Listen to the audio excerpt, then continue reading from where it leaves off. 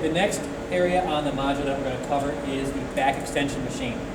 This one is an alternative to one of the other back extension Cybex machines that we have in the front part of the weight room. Now with this, there is an adjustment back here, and it numbers from 1 to 6, 6 being the taller you are, 1 being if you're shorter.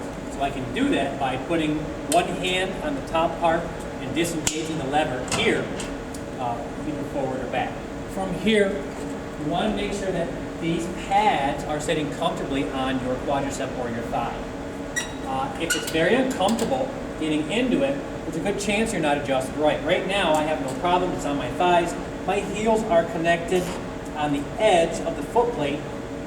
From here, I cross my arms and I extend down to stretch the lower back, the glutes, and the hamstrings. Then from here, as I come to the top, I want to contract my glutes and my lower back. I don't just want to swing up and down. I want to control down, release my glutes, contract my glutes and lower back. Release, contract. Okay, when I'm done, put your hands here and give yourself a few seconds because all the blood's rushing to your head and you might feel a little bit dizzy. Once you get acclimated again, you're free to remove.